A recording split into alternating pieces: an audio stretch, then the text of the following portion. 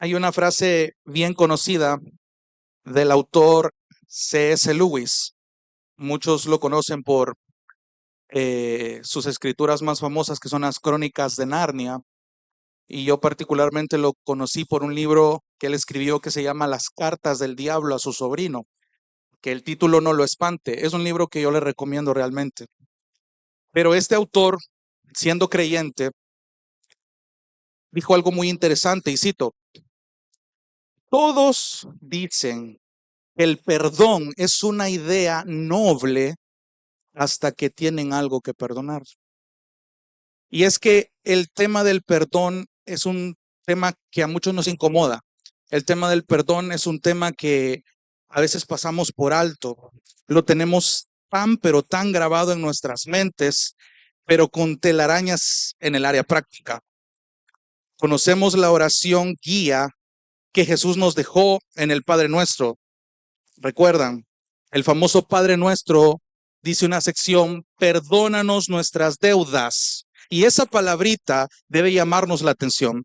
La palabra deudas, ahí en el idioma original, tiene que ver con deudas morales, no meramente deudas de dinero, sino con pecados, con ofensas. Y la oración dice: perdónanos nuestras deudas como nosotros hemos perdonado a nuestros deudores. ¿Qué le quiero dar a entender con esto? Que Jesús ya da por sentado que el creyente sí perdona a sus ofensores y por ello puede acercarse pidiendo perdón al Padre.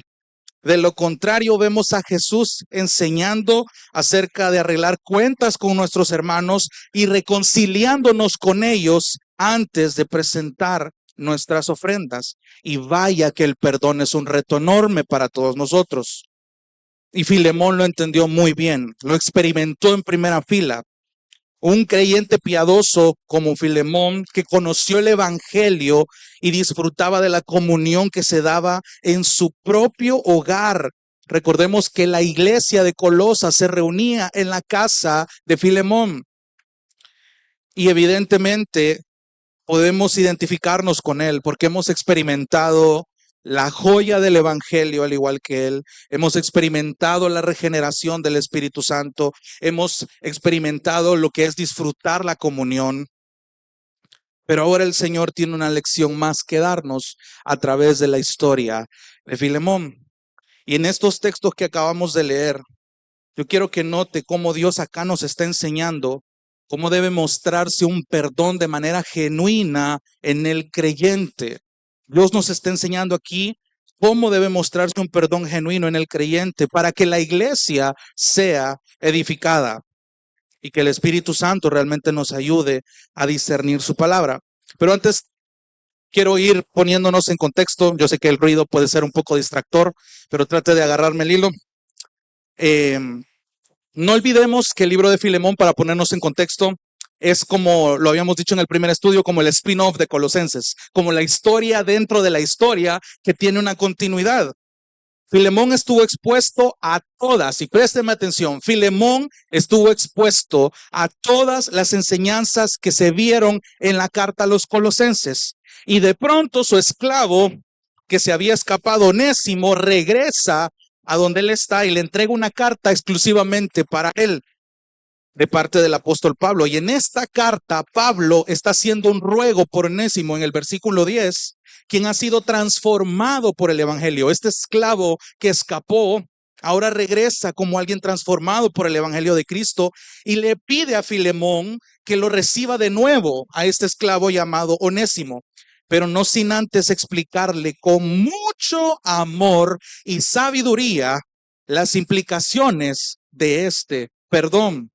De hecho, el pastor Carlos mencionaba la semana pasada cómo ahora este esclavo que era inútil, ahora es útil, implicando que ahora en Cristo, este que era esclavo, ahora ya no es el mismo. Y en el versículo 12, un versículo antes del pasaje que leímos hoy, acaba diciendo Pablo que se lo envía como si se tratara de su propio corazón. La traducción de la Biblia de las Américas dice en el versículo 12: te lo envío como si fuera mi propio corazón. La Reina Valera lo traduce: recíbelo como a mí mismo.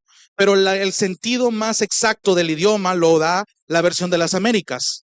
¿Y qué quiere decir esta frase? ¿Qué quiere decir que Pablo está enviando a Onésimo como si se tratara de su propio corazón?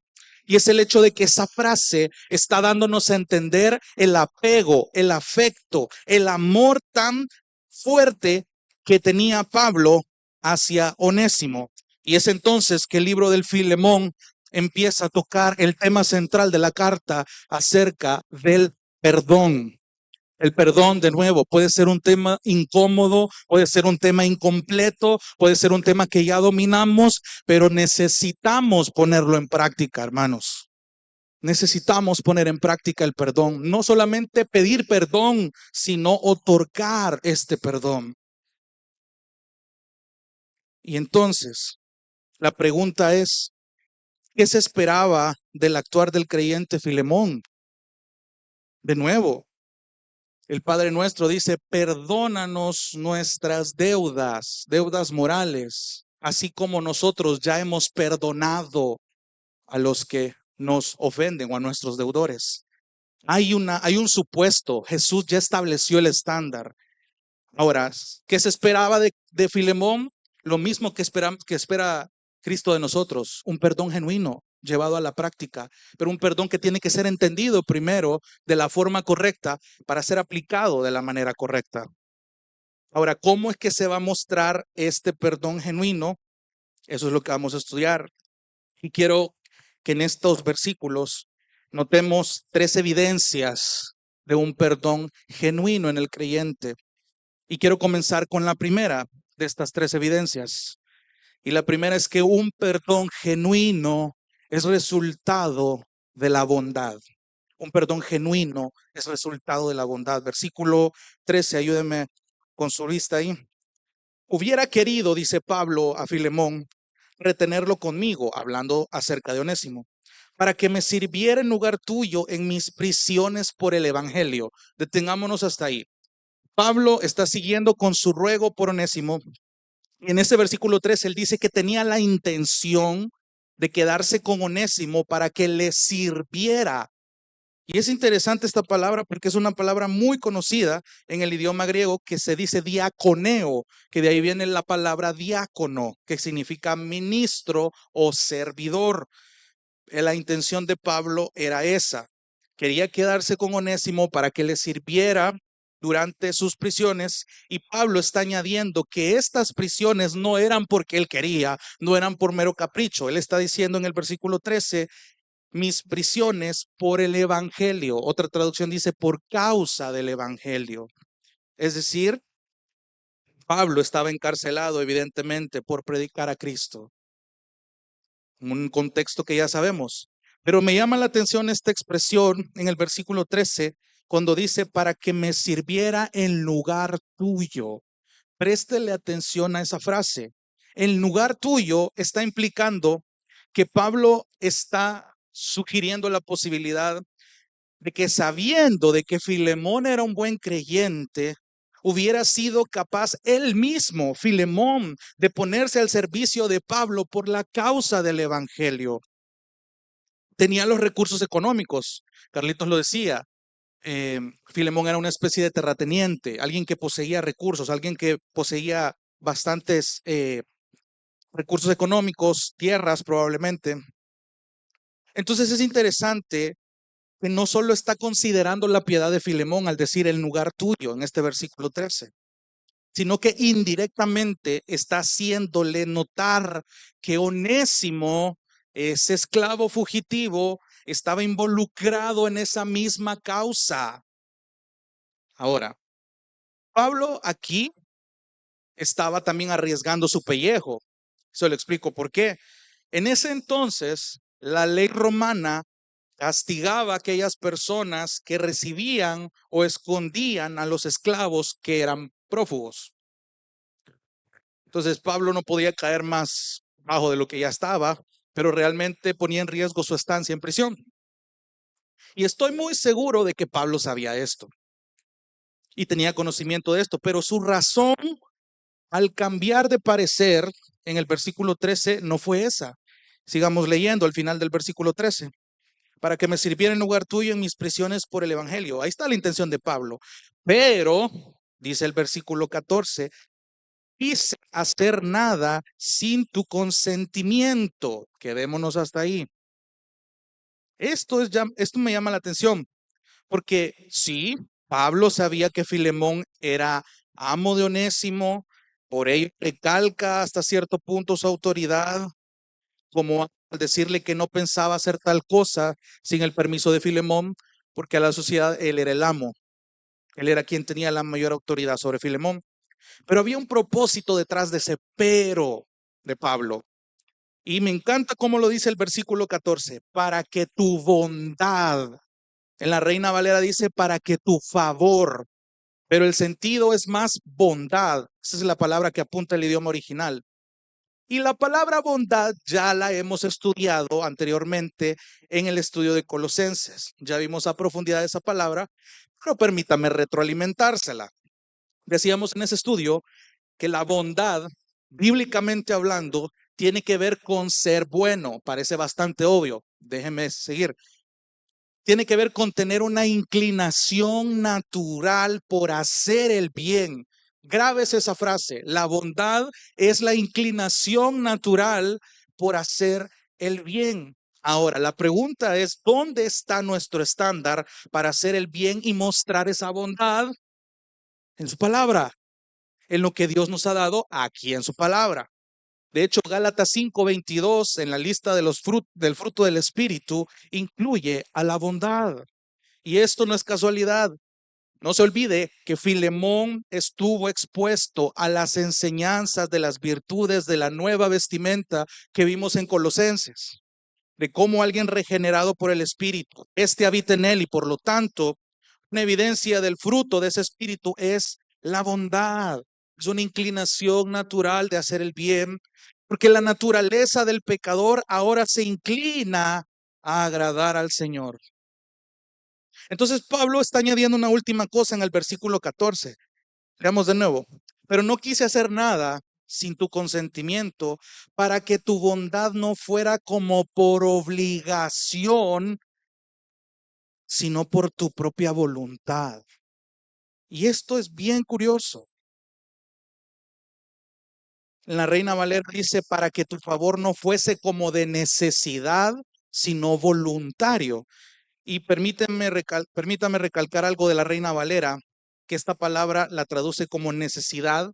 Esta misma palabra es la que se ocupa en 2 Corintios 9:7. Permítame leérselo. En la Reina Valera dice, uno de los textos más conocidos, que cada uno dé como propuso en su corazón, no con tristeza ni por necesidad, porque Dios ama al dador alegre. Primera de Pedro 5:2 en la Reina Valera dice, apacentad la grey de Dios. Pedro hablándole a los líderes que está en vosotros, cuidando de ella, no por fuerza, sino voluntariamente. En segunda los Corintios, la palabra necesidad tiene esa misma implicación, obligación, esa es la mejor traducción. Necesidad es obligación o algo forzado. Por eso es que en Primera de Pedro lo traduce, apacienten la grey de Dios, no por fuerza, no como algo forzado, sino algo voluntario. Entonces, si vemos de vuelta el texto de Filemón, Filemón tenía que recibir de vuelta a Onésimo, no porque Pablo le estuviera obligando a hacerlo, porque Pablo bien pudo haber ocupado su autoridad como apóstol y decir, mira, el Señor te manda a que hagas esto. Fácilmente lo pudo haber hecho, pero Pablo no estaba apuntando a esa obligación. Él estaba apuntando al poder del Espíritu Santo habitando en Filemón como nacido del nuevo. Entonces se supone que el Espíritu Santo iba a inclinarle a mostrar una bondad desinteresada. Y aquí hay una gran lección que yo quiero que aprendamos. Hermanos, cuando vemos que en el mundo hay actos de caridad, que en el mundo hay actos de bondad, que en el mundo X persona famosa dona tantas cosas a un pueblo damnificado que acaba de pasar una tragedia, o algún artista famoso hace donaciones a una fundación de niños con cáncer, por ponerles un ejemplo. Siempre hay un objetivo detrás, siempre hay una intención, siempre se espera algo a cambio en esa cultura. más reconocimiento, más posición social, más de boca en boca que se hable de estas personas o de esta organización. O sea, hay una intención de fondo cuando se muestran actos de bondad allá afuera en el mundo. Porque el mundo anhela ser reconocido, el mundo aplaude a aquellas personas que están totalmente inalcanzables. Eso es lo que aplaude el mundo.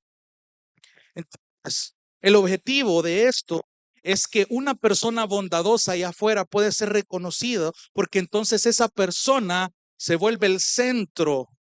Entonces la gloria me la llevo yo. Pero en Cristo la cosa es al revés. Para nuestro corazón egoísta, esta es la mala noticia. Se lo pongo así. Si el Espíritu Santo habita en mí, la bondad que yo voy a mostrar va a ir acorde a mi nueva naturaleza. Por ello tiene sentido definir la bondad como la inclinación natural de hacer el bien, porque no lo estoy haciendo por obligación, sino que mi mente ahora está llena del conocimiento de la obra y la persona de Jesús. Entonces yo busco imitarlo, yo busco actuar como Él actuó, yo busco obedecer lo que Él me mandó a hacer. Entonces, al mostrar esta bondad, la gloria no es para Jonathan. No espero ser reconocido por mostrar esta bondad. Posiblemente me den las gracias, pero en el fondo yo sé que el mérito de esta bondad no es de Jonathan, sino que es Cristo morando en Jonathan. Cristo es el que hizo posible que Jonathan mostrara esa bondad, que ahora su nueva naturaleza le otorgue una nueva voluntad de hacer el bien. Eso es lo que está hablando. A eso es lo que Pablo estaba apuntando al corazón de Filemón. No le estaba pidiendo nada del otro mundo, pero él tenía que entenderlo. Porque para él fue chocante. De nuevo, pensemos en la imagen. Filemón está en lo suyo, en la iglesia de Colosas, atendiendo a los hermanos, y por alguna razón ve llegar a Tíquico junto con Onésimo con una carta para la iglesia y con una carta exclusivamente para él. Que hoy sabemos que esta carta de Filemón también fue leída a la iglesia. Entonces, esta bondad le iba a permitir a Filemón mostrar un perdón genuino. Por eso decimos que un perdón genuino es resultado de la bondad, de una bondad bíblica, esa bondad que Pablo está apuntando en el versículo 14. No quise hacer nada sin tu consentimiento, para que tu bondad no fuera como por obligación, sino algo voluntario. Nos gloriamos ahora nosotros como creyentes en Cristo por esta nueva naturaleza que nos inclina a tener una voluntad diferente. De hecho, hay una alabanza que cantamos aquí en la iglesia que se llama Me glorío en Jesucristo. Préstele atención la próxima vez que la escuche. En esta canción no va a ser. Pero la pregunta es, ¿por qué nos gloriamos en Él? Y esa alabanza, si usted la escucha, le va a mostrar las razones por las que nos gloriamos en Él. Permítame leerle Efesios 4:32. Dice, sean más bien amables. La Reina Valera lo traduce como benignos, pero el griego lo traduce como bondadosos. Es decir, sean más bien bondadosos unos con otros, misericordiosos, perdonándoos unos a otros, así como también Dios los perdonó en Cristo. Ya me va agarrando la idea. Entonces, y aquí hay algo interesante, porque el ser humano constantemente asocia las cosas que hace por obligación como algo negativo, como una carga. O sea, yo estoy haciendo esto porque ni modo, pues, porque es mi obligación. Tengo que hacer esto porque estoy obligado a hacerlo. Entonces hay una actitud negativa, pero cuando la perspectiva cambia y se vuelve algo voluntario, incluso se encuentra en un deleite. Ese es el reto de Filemón. ¿Se acuerda de aquel proverbio que dice, deleítate a sí mismo en Jehová y Él te concederá las peticiones de tu corazón? ¿Qué implica el hecho de que yo me deleite en el Señor? De hecho, hay una predicación de un pastor que habla precisamente de esto. Y en resumidas cuentas, está hablando y enseña de que este proverbio, de que cuando yo estoy tan centrado en el Señor, estoy tan involucrado en las cosas del Señor, mi mente está saturada, mis acciones también, la voluntad del Señor ahora se vuelve un deleite para mí. Cada decisión que yo empiezo a tomar va a ser acorde a la decisión, va a girar en torno a que yo pueda agradar al Señor, que vaya acorde a la voluntad del Señor. E incluso lo que antes implicaba una obligación para mí, ahora se vuelve un deleite para el Señor. Entonces, si ustedes y yo hemos sido llamados a perdonar como Filemón lo hizo con Onésimo, tal vez no en la misma situación, tal vez no por los mismos motivos o en el mismo contexto, pero el principio es el mismo. El Padre Nuestro nos lo recuerda. Hay muchos textos en Mateo. Perdonemos nuestras deudas, así como nosotros perdonamos a los que nos ofenden. Esa es la súplica al Padre. Perdónanos, Señor, como también nosotros sabemos perdonar. Ahora la pregunta es si realmente lo hacemos. Y con esto quiero ir a la segunda evidencia. Habíamos dicho que un perdón genuino es resultado de la bondad. Segunda evidencia, un perdón genuino es consciente de la providencia divina. Un perdón genuino es consciente de la providencia divina. Vuelva a leer conmigo el versículo 14 y el 15. Pero no quise hacer nada sin tu consentimiento para que tu bondad no fuera como por obligación, sino por tu propia voluntad. Y me encanta este versículo, porque quizá por esto se apartó de ti por algún tiempo, para que lo volvieras a recibir para siempre. Préstele mucha atención a ese versículo 15, porque Pablo está diciendo tras bambalinas unas verdades muy importantes para entender esto. Y para que usted entienda el versículo 15, tengo que hacer un paréntesis de clase de gramática española y voy a tratar de hacerlo de una manera sencilla, de la más sencilla posible. En la gramática, en el lenguaje, cuando hablamos del verbo, que es la acción, existe una categoría que se llama la voz. Y no estoy hablando del concurso de canto. La voz me ayuda a ver quién es el que causa y recibe la acción. Entonces la voz se divide en tres: la voz activa, la voz media y la voz pasiva. Ahora, si vemos este verbo, en este caso en el versículo 15, por esto se apartó. Agarremos el verbo apartar como ejemplo. Y supongamos que voy a conjugar este verbo en tiempo pasado. Entonces, la voz activa quedaría como yo aparté.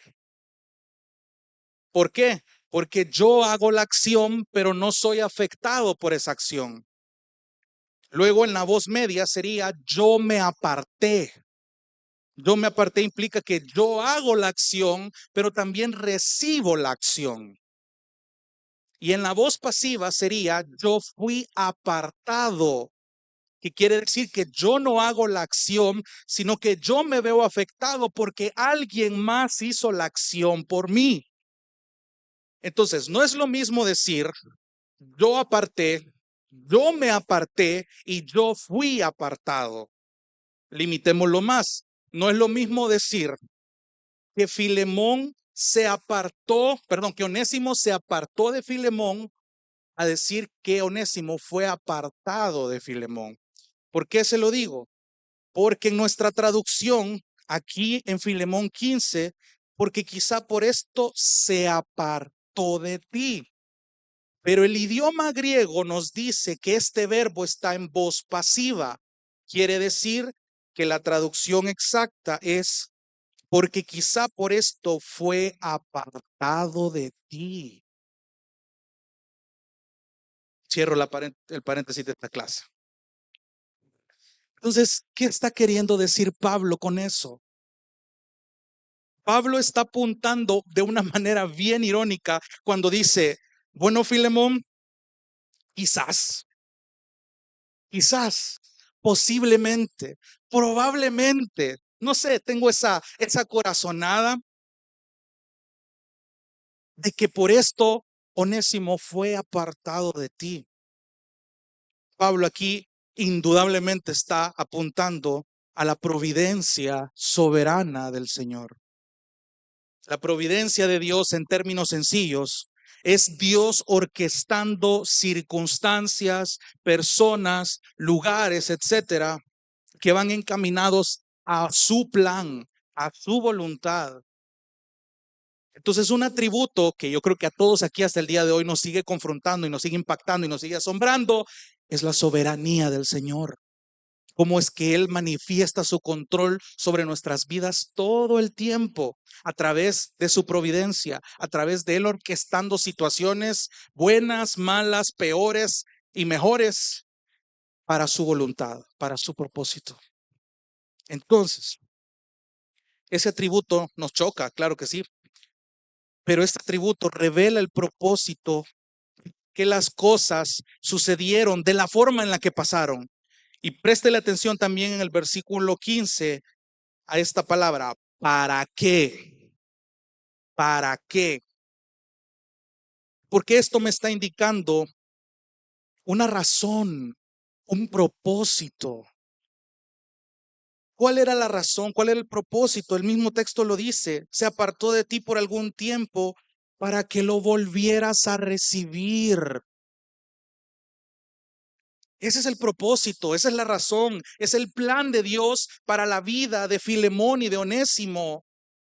Ahora, pensé en cómo Onésimo se fue en malos términos de la casa de Filemón, se fue huyendo. No, la Biblia no nos da detalles, muchos dicen que le robó algo, muchos dicen que lo estafó, pero muchas cosas pueden teorizarse. Pero lo que damos por sentado es que Filemón huyó de su amo, se fue en malos términos, algo pasó y ese tipo huyó. ¿Y se acuerda usted del mapa que le proyecté en el primer sermón? ¿Cuál era la ruta, la distancia desde Colosas hasta Roma, que era un viaje de 2 meses a pie y que tenía que cruzarse 2 mares? ¿Cómo puede ser casualidad que Onésimo, huyendo de Filemón, fue a parar a la misma cárcel donde Pablo estaba? No es coincidencia. Eso no es un azar del destino. Eso no es porque las estrellas se alinearon. Esto fue providencia divina. Y la providencia nos enseña una gran lección, que en medio de circunstancias difíciles, que podamos vernos las a palitos en un principio, la providencia de Dios nos está cuidando. ¿Por qué? Porque nos está encaminando a su voluntad. Probablemente para Onésimo ese no era el panorama. Venía huyendo de su amo, sabía que la ley romana lo podía condenar a muerte, sabía que no tenía escape. O sea, el tipo tenía una situación realmente difícil, andar vagando por todo ese trozo, y le recomiendo que revise sus mapas, porque los mapas no están por gusto en la Biblia, y se da cuenta de cómo realmente solo Dios pudo haber guardado la vida de Onésimo en medio de todo ese tramo de distancia. Hermanos, ¿cuántas veces Dios orquestó en su plan situaciones en las que nos hemos visto con el agua hasta el cuello? Y eso fue un mal para nosotros. Y Dios al final usó esa circunstancia para nuestro bien. Y no hablo de cambiar solamente algo material, algo económico o algo externo a nosotros. Yo estoy apuntando a lo interno. Estoy apuntando al corazón. Dios usa, présteme atención. Probablemente esto usted ya lo sabe, pero es bueno refrescarlo. Dios usa las circunstancias difíciles para trabajar nuestro corazón. Lo cantamos, ya vivirlo es otro pisto. Dios pule nuestra fe a través de las pruebas para que no nos conformemos a este siglo. ¿Cuál es el objetivo de estas pruebas? Ser transformados a través de la renovación del entendimiento. Y renovar nuestro entendimiento no lo vamos a lograr estando cómodos. Dios nos tiene que sacudir en más de una vez. Por el resto de nuestras vidas, hermanos, eso va a ser una rutina divina para su vida. Digiéralo. Dios en constantes ocasiones, para que usted cumpla lo que dice Romanos 12:2, de que usted pueda renovar, transformar a través de la renovación de su entendimiento, no lo va a lograr estando cómodo. Va a tener que ser sacudido en muchas ocasiones para que reaccione. Y entonces usted va a comprobar, va a discernir, va a darse cuenta cuál es la voluntad buena del Señor. Aquella que Romanos 12:2 dice que es agradable y perfecta. Piensa en José y sus hermanos allá en Génesis 45. Cuando se dio a conocer a sus hermanos, me encanta cómo José llegó a la conclusión de que las circunstancias que para él fueron malas en un principio, luego entendió que esa fue la voluntad del Señor. Él mismo se los dice, que no les pese, les dice a sus hermanos, haberme vendido hasta acá, porque no fueron ustedes los que me enviaron hasta acá, fue Dios. Hermano, si las situaciones malas que hemos pasado o que estamos pasando nos han hecho confiar en la providencia soberana de Dios y descansar ahí, podemos llegar a la misma conclusión de José. Fue Dios. Siempre fue Dios. Siempre es Dios. Y no hay mejor cosa que descansar en la soberanía y providencia del Señor, no solamente cuando el agua la tengamos hasta el cuello, incluso Dios nos puede probar en medio de la abundancia. Una abundancia espiritual y material. Dios también puede probar nuestra fe ahí. Si realmente el gozo que yo tengo es debido a lo que ahora poseo. De la noche a la mañana Dios no puede quitar todo. Y la pregunta es si seguiríamos alabándolo con el mismo ánimo. Me encanta aquel salmo que dice, bendeciré a Jehová en todo tiempo. ¿Qué implica todo tiempo? Tiempos buenos, tiempos malos. Dios es digno de nuestra alabanza, sea cual sea la situación en la que estemos. La providencia soberana del Señor guardó la vida de Onésimo al escapar de su amo y lo llevó hasta encontrarse con Pablo, donde conoció el evangelio. Este gentil pagano, que aunque la iglesia se reunía en la casa de su amo, él no había experimentado la regeneración del evangelio. Él fue transformado. Y ahora el plan divino era que volviera con su amo Filemón como alguien nuevo. Esa es la providencia del Señor. Y termina el versículo con una característica que a mí me encanta. Porque quizá por esto se apartó de ti por algún tiempo, para que lo volvieras a recibir para siempre. ¿Qué quiere decir eso, Pablo? ¿Qué quiere darnos a entender?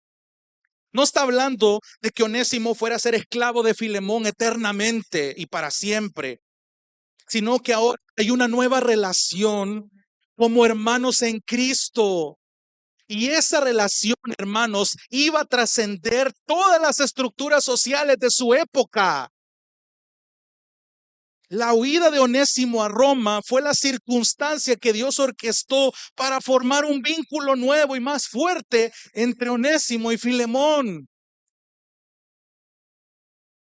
El hecho de que la iglesia de Colosas luego fuera conocedora de esta epístola, de esta carta personal, iba a ser de gran lección. Como su anfitrión, el piadoso Filemón, ahora estaba perdonando a Onésimo. Esto iba a ser un gran impacto, no solo a nivel local de iglesia, iba a ser un impacto en su mera cultura. No era común que esclavo y amo fueran iguales o se trataran como iguales, porque los esclavos en ese entonces eran una posesión más. Con suerte eran vistos como personas, eran tratados como objetos. Si el tipo se enfermaba o envejecía, era desechado. Esa era la cultura de esclavitud. Pero algo estaba pasando a través del evangelio en el caso de Onésimo y de Filemón. Y hermano, no descarte que posiblemente Dios va a orquestar situaciones donde va a tener que aprender a perdonar. Dios va a orquestar situaciones donde usted, sin darse cuenta o con conocimiento de, usted ofenda a un hermano y usted tenga que buscar el perdón. Porque en ambos casos, usted va a tener que renunciar a su orgullo, negarse a usted mismo, ser humilde y meterse en la cabeza que el nombre de Dios necesita ser glorificado en esa situación.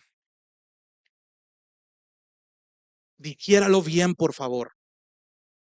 Esto es importante, porque esto es algo que ya no se practica. Somos hijos de Dios, somos cristianos, somos creyentes, somos de sana doctrina, pero no vamos a proclamar una sana doctrina si nuestra práctica no refleja esa sana doctrina. Entonces, ¿qué estamos esperando en este sentido? La nueva naturaleza que hoy tenemos en el Espíritu Santo debe inclinarnos a anhelar esto. No le estoy pidiendo que busque ofender a alguien con tal de buscar el perdón, pero sí preste atención a aquellas ofensas que son cometidas contra usted o que usted comete contra alguien más, para que sea la oportunidad perfecta para que usted pida perdón o muestre perdón. Porque usted se va a parecer más a Cristo cuando usted lo haga. Y aquí quiero ir a la tercera evidencia. Ya hablamos de que un perdón genuino es resultado de la bondad. Acabamos de ver que un perdón genuino es consciente de la providencia divina. Y en esta tercera evidencia, un perdón genuino transforma relaciones. Un perdón genuino transforma relaciones. Versículo 15. Porque quizá por esto se apartó de ti por algún tiempo, para que lo volvieras a recibir para siempre. Versículo 16. Ya no como esclavo, sino como más que un esclavo, como un hermano amado, especialmente para mí, pero cuánto más para ti, tanto en la carne como en el Señor. Me llama la atención esta expresión, ya no como esclavo, sino como más que un esclavo. Es interesante que Pablo mencione esto porque para aquellos tiempos, de nuevo, grábese cómo era el trato de los esclavos. Era una herramienta viviente, se podría decir. Entonces, Onésimo estaba en toda la razón de llegar con miedo. Yo me imagino a Onésimo en el camino desde Roma, de nuevo hasta Colosas, junto con Tíquico, en algún momento su crisis de ansiedad por imaginarse escenarios trágicos. ¿Y qué pasa si pasa esto? ¿Y qué pasa si no me recibe? ¿Y qué pasa si al final él termina haciendo cosas, me termina condenando a muerte? Porque Filemón tenía la potestad, la ley romana lo respaldaba si él tomaba la decisión. O sea, el tipo iba con temor a perder su vida, que lo castigaran de forma severa como mínimo. Pero Onésimo recibió una gracia que tal vez pasamos por alto de parte del Señor en ese sentido. Repasemos el escenario. Onésimo, luego de ser transformado, fue enviado a Colosas, pero en primer lugar no fue solo. ¿Qué pasa si Onésimo hubiera sido enviado solo con la carta a Colosenses, con la carta a Filemón, y en esos tiempos que alguien fuera esclavo y anduviera paseando ahí a la intemperie, habían cazadores de esclavos, cazadores que fácilmente agarraban como objeto, como animal a estas personas para venderlos al mejor postor? Y Pablo sabía eso. Entonces no fue solo, fue un colaborador suyo llamado Tíquico con él. ¿Qué más podemos ver? Que antes, como dijo Carlitos, que era inútil, ahora este tipo era el portador de una palabra inspirada por el Espíritu Santo para la iglesia del Señor. Y para un hermano en específico que tenía que mostrar un fruto que iba a ser enseñado primero a la iglesia.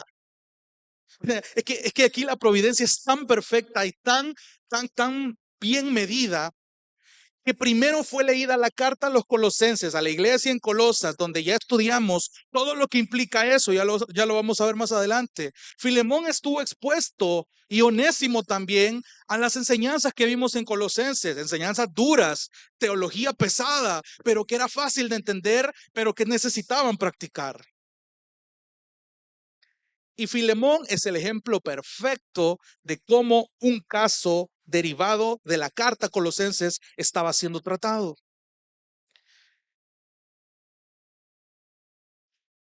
Y añádale a eso que Onésimo le entrega esta carta a Filemón respaldado por el mismísimo apóstol Pablo. Eso es gracia. Eso es providencia divina guardando la vida de Onésimo en muchos sentidos.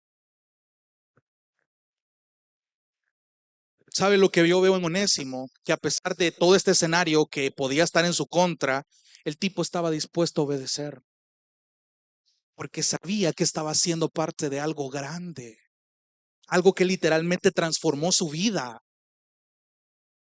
Y me encanta que el versículo 16 ahora le está diciendo, ya no lo recibas como esclavo, sino como más que un esclavo. Y para ser más específico, como un hermano amado.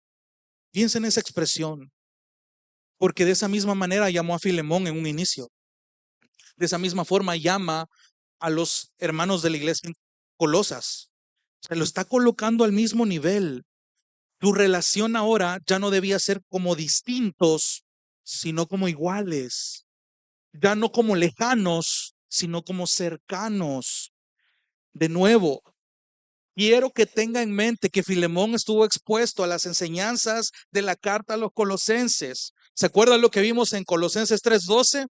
Entonces ustedes, como escogidos de Dios, santos y amados, revístanse de esto y esto. Pero les llamó amados. Vimos lo que implicaba esa palabra. Amados. Una descripción que solo aplica para aquellos que son llamados hermanos, para aquellos que han nacido de nuevo. Y de hecho, después de mencionar todas las virtudes en el versículo 13 y 14, dice, soportándose unos a otros y perdonándose unos a otros si alguien tiene queja contra otro, como Cristo los perdonó. Ese es el estándar. Como Cristo los perdonó, así también háganlo. Háganlo ustedes. Y sobre todas estas cosas, vístanse de amor, que es el vínculo de la unidad. Me encanta la figura que Pablo usa ahí. Que todas las virtudes cristianas son las vestimentas espirituales, pero que el amor es el hilo que teje toda la prenda. Y esto tiene similitud con lo que dice Corintios. Yo puedo tener dones, yo puedo hablar lenguas angélicas, pero si no tengo amor, no soy nada. Solo soy un metal que hace bulla.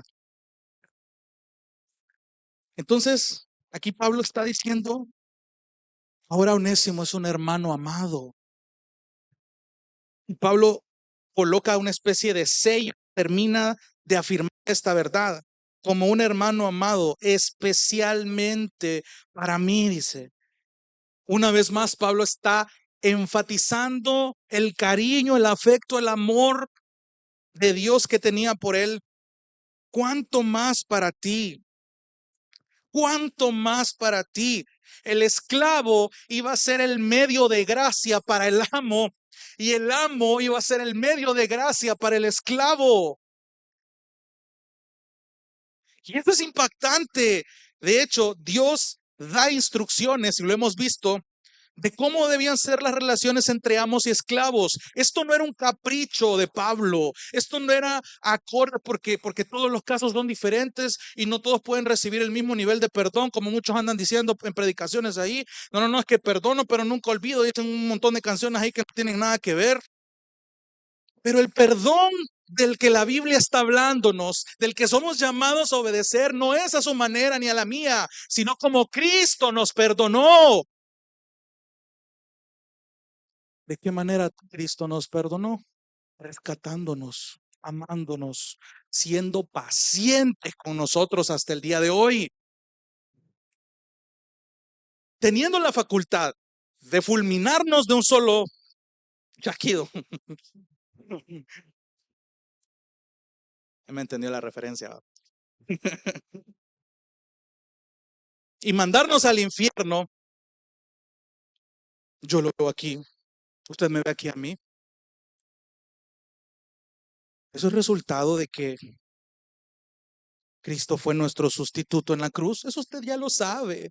Sabe toda la teología que tiene que ver con la cruz.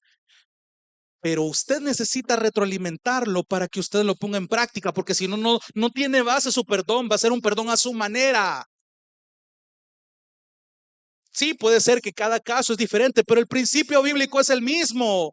Tenés que perdonar como Cristo te perdonó. Efesios 6, del 5 al 9 dice: siervos, en la traducción esclavos, obedezcan a sus amos en la tierra con temor y temblor, con la sinceridad de su corazón, como a Cristo. Aquí está implicando, no lo hagan por obligación, no para ser vistos, dice el versículo 6, como los que quieren agradar a los hombres, sino como siervos de Cristo, como esclavos de Cristo, como prisioneros de Cristo, haciendo de corazón la voluntad de Dios. Sirvan de buena voluntad como al Señor y no a los hombres, sabiendo que cualquier cosa buena que cada uno haga, esto recibirá del Señor, sea esclavo o sea libre.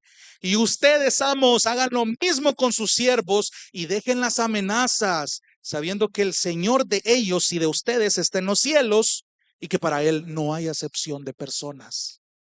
Muchos ocupan esta frase para sacar de contexto muchas cosas, pero en este contexto, que Dios no hace acepción de personas, se está refiriendo que no hay una posición social que pese más delante de Dios. Tanto el pobre como el rico son iguales delante de Él. Tanto el libre como el esclavo en los tiempos de Filemón, igual delante del Señor. El gentil y el judío ahora en Cristo tenían la misma igualdad en Cristo. Eran pecadores regenerados. Ustedes y yo somos gentiles, no tenemos raíces judías, pero somos iguales delante del Señor. Ya no hay esclavo ni libre, ya no hay hombre ni mujer. Cristo es el todo y en todos. De hecho, no nos vayamos tan lejos, lo que vimos en Colosenses 3:22 al 4:1. Présteme atención, siervos, esclavos. Estoy leyendo esto para que tengan en mente a lo que Filemón y Onésimo oyeron cuando se leyó la carta de Colosenses. Esclavos o siervos, obedezcan en todo a sus amos en la tierra, no para ser vistos como los que quieren agradar a los hombres, sino con sinceridad de corazón, temiendo al Señor. Todo lo que hagan, y aquí hay algo bien interesante, todo lo que hagan, háganlo de corazón como para el Señor y no para los hombres, sabiendo que del Señor recibirán la recompensa de la herencia. Aquí no está prometiendo carros, no casa, no múltiples riquezas como muchos sacan de contexto este pasaje. La herencia está hablando de algo eterno. Cuando el pastor Jaime una vez predicó acerca de la venida de Cristo, nunca se me va a olvidar algo que él dijo. Muchas veces, decía él, descuidamos nuestras relaciones eternas, nuestras relaciones espirituales. ¿Cuáles son las relaciones espirituales que usted tiene que cuidar? Las que tiene ahí alrededor suyo. El que está atrás, el que está adelante, el que está a la par. ¿Por qué? Porque si usted tiene un esposo, esfuércese lo que más pueda en amar a su esposa, en amar a su esposo mientras usted viva, porque cuando los dos estén en la eternidad ya no van a ser esposos, van a ser hermanos. Quiera a sus hijos, ámelos, edúquelos en el Señor. Hijos, sean lo más que puedan, obedezcan a sus padres y honrenlos, porque en la eternidad no va a haber esa consanguinidad, vamos a ser hermanos. Y esa relación no se toma en cuenta. la descuidamos. Es como venimos acá y nos comportamos como ajenos. Sí, es verdad, hermano, probablemente en este mundo no tengamos una semejanza de sangre, pero hay algo más fuerte que nos está uniendo. Yo sí quisiera llegar a la eternidad y verlos a ustedes allá. Y que me pregunten, ¿cómo fue que llegaste aquí? Yo quiero verlos allá. Y voy a hacer todo lo que esté en mis manos para cuidar esa relación, para cuidar la unidad, para cuidar la comunión. Pero si yo empiezo con una actitud evasiva, porque no me interesa esta relación, entonces no estoy consciente de lo que la Biblia me está hablando. Lo que estamos haciendo aquí es sombra de lo que va a pasar allá. Y me encanta cómo esto nos puede llevar a una reflexión escatológica. Y se lo digo de esta manera, y lo he dicho antes. ¿Cómo nos hace falta recordar que el Señor va a venir pronto? Porque estar conscientes de que Cristo va a venir pronto. Imagínense a los apóstoles que predicaban, arrepiéntanse, ya vienen los días finales, ya vienen en los posteriores días, en aquel día y en aquel día, porque estos profetas se imaginaban que esto ya estaba a las puertas. Y con esa misma urgencia deberíamos de vivir nosotros. Porque si eso fuera así, créame, nuestras relaciones tomaran otro sentido, tomaran otro nivel de importancia. Nuestra conducta fuera diferente sabiendo que Cristo está a las puertas, que no te va a avisar cuándo y dónde va a venir. Y yo anhelo que cuando Él regrese realmente nos encuentre tratando de agradarlo. Hermanos, Cristo viene pronto. Y si hay algo tan mínimo en este sentido, como lo que estamos aprendiendo, nos cuesta tanto hacer, ¿cómo pretende disfrutar la eternidad con un Dios que perdonó su vida? Si usted no aprendió a perdonar a alguien. Y aquí me muevo a la parábola de los dos deudores.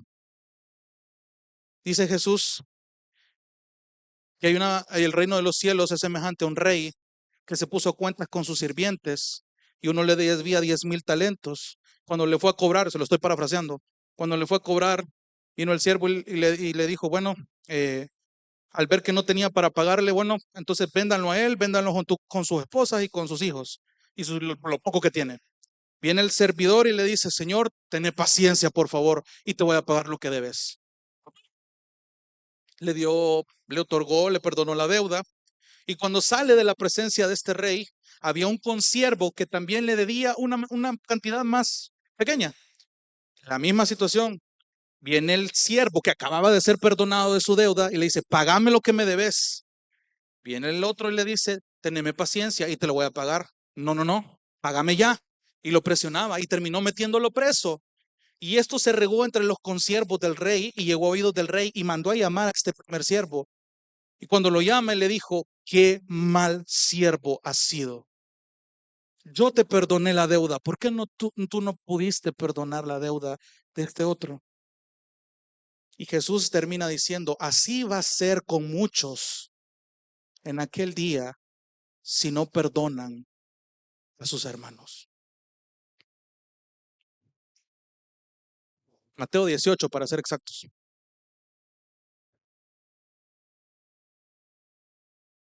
¿Qué pasaba por la mente de Onésimo? ¿Qué pasaba por la mente de Filemón? De nuevo, esto fue escuchado por estas dos personas. Ambos tenían un mandato divino que tenían que cumplir. Y hermano, présteme atención y con esto voy a ir terminando.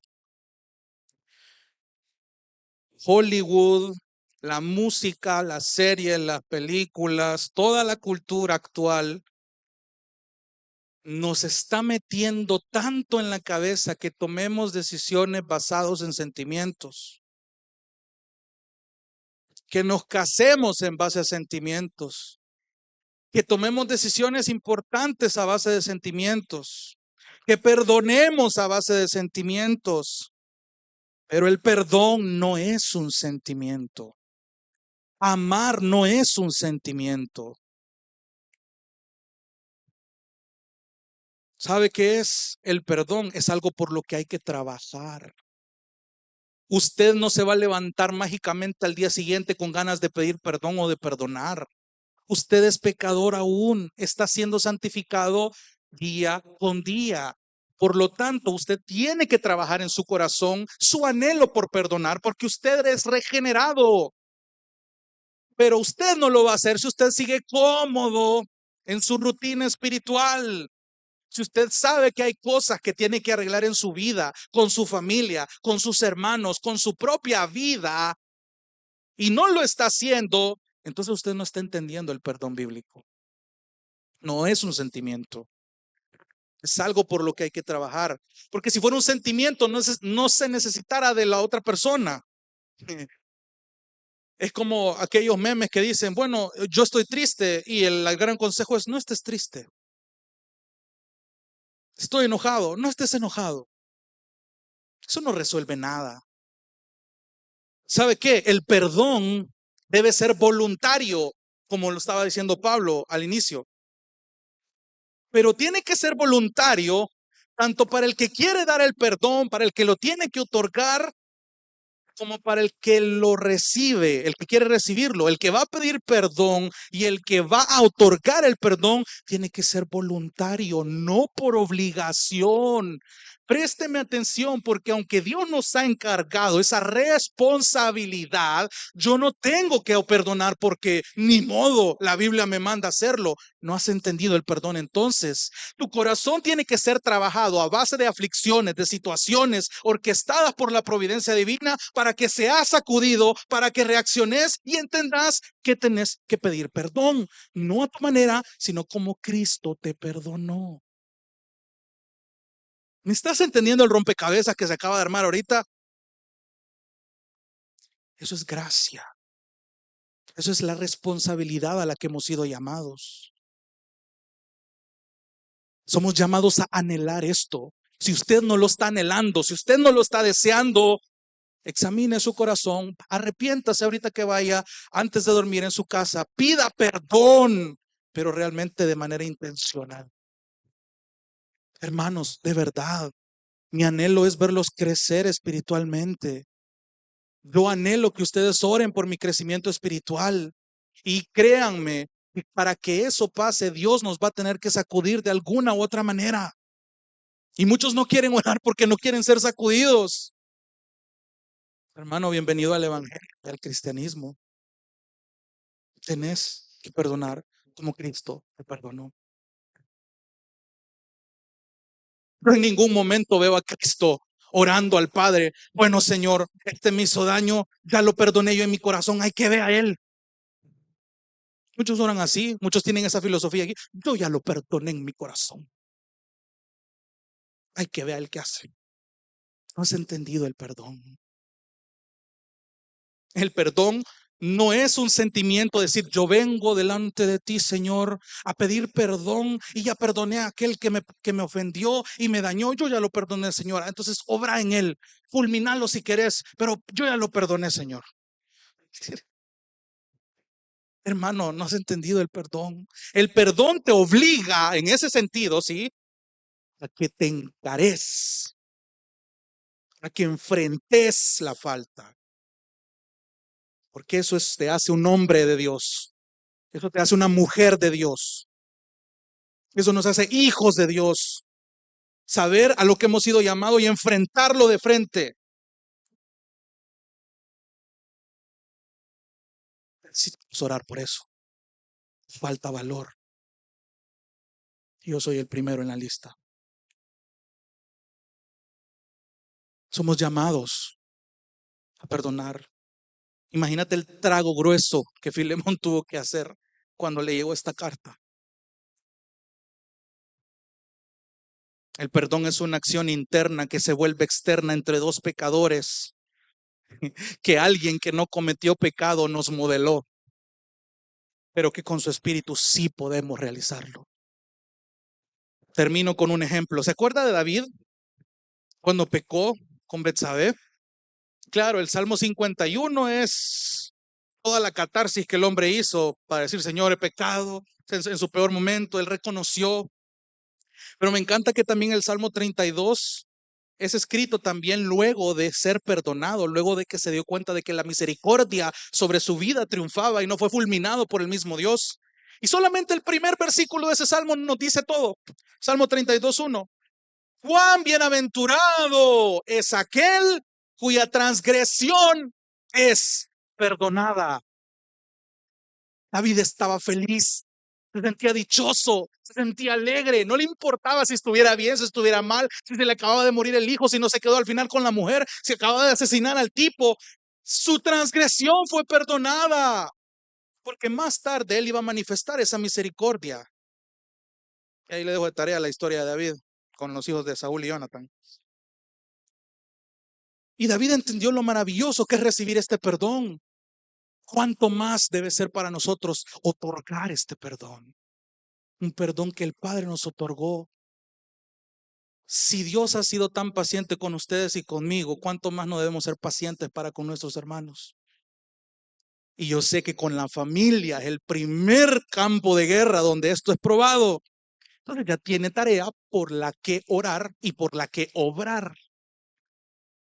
Entonces el versículo 16 finaliza diciendo: ya no como esclavo, sino como más que un esclavo, como un hermano amado, especialmente para mí, dice Pablo, pero cuánto más para ti, tanto en la carne como en el Señor. ¿Qué quiere decir esta última expresión?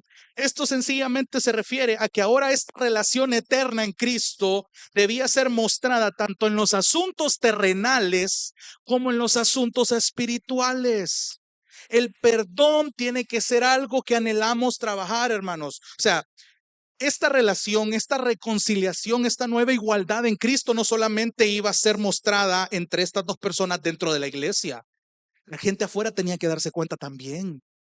Y sabes, hermano, que históricamente la esclavitud en aquellas épocas comenzó a tornarse de otra manera al ver que el cristianismo estaba poniendo como iguales a los esclavos junto con sus amos, y se dieron cuenta que los esclavos rendían más cuando eran bien tratados. Hasta el punto de que en algún punto de la historia la esclavitud comenzó a cesar. ¿Te das cuenta cómo Dios puede impactar comunidades, familias, pero tiene que empezar por nosotros, por lo interno, por los círculos cercanos? Y si no estamos dispuestos a ceder ese paso, a renunciar a ese orgullo, a cargar la cruz como debemos, entonces no estamos haciendo nada. Somos címbalo que retiñe. No hay amor, no hay perdón.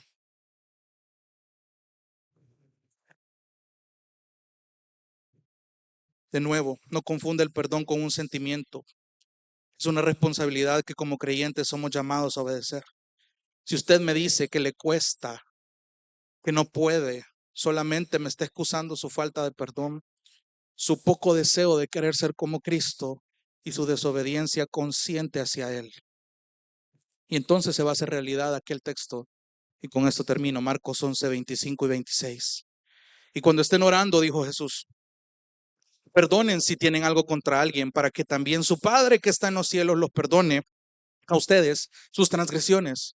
Pero si ustedes no perdonan, tampoco su Padre que está en los cielos perdonará sus transgresiones. De nuevo, empiece a enfocarse en la relación eterna.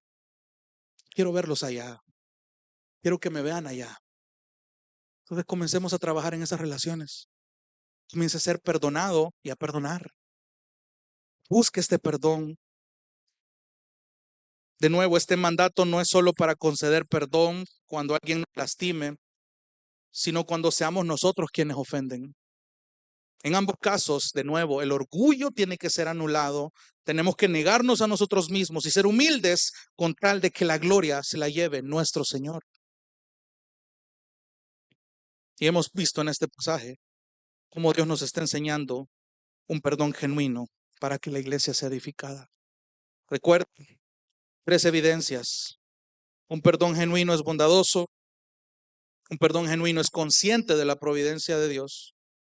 Y un perdón genuino transforma relaciones. Claro, de la noche a la mañana no se van a reconciliar y pueden haber diferentes casos, pueden haber diferentes gravedades de ofensa, pero el principio es el mismo, hermano. Cualquiera me puede venir a preguntar, hermano, pero yo tengo esto, lo tengo que perdonar. ¿Pero qué me hizo esto? Lo tengo que perdonar. lo tenés que perdonar. Que Dios nos ayude a cumplir este estándar. Vamos a orar.